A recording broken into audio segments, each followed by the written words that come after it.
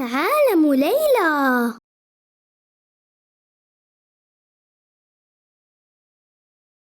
السلام عليكم أحبائي، أنا ليلى وهذا أخي زكريا. مرحبا.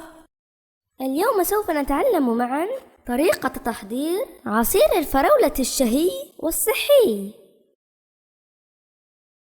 قبل أن نبدأ، من الذي سمح لزيكو بالدخول إلى المطبخ؟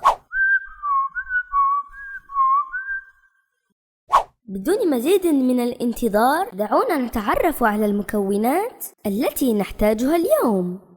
400 غرام من الفراولة، نصف كوب من حليب اللوز، كوب من اليوغورت، ملعقة واحدة من العسل، ملعقتان من مستخلص الفانيلا، 4 مكعبات ثلج.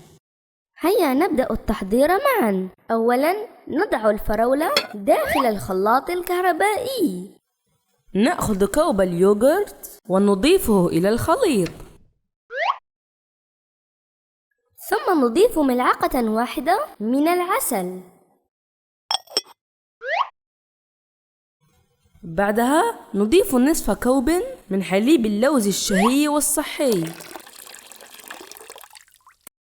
لا ننسى إضافة ملعقتان من مستخلص الفانيلا.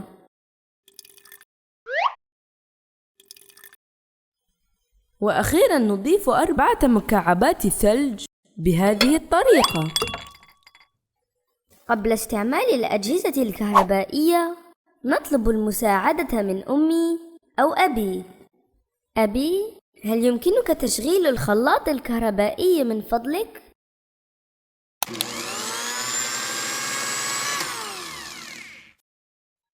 يا له من عصير شهي! يمكنكم تقديمه في كوب مزيناً على طريقتكم المفضلة.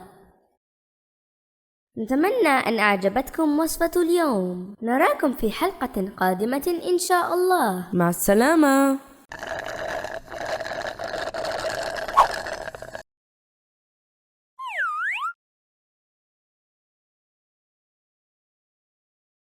لا تنسوا الإعجاب بالمقطع، الاشتراك في قناة عالم ليلى وتفعيل الجرس ليصلكم الجديد.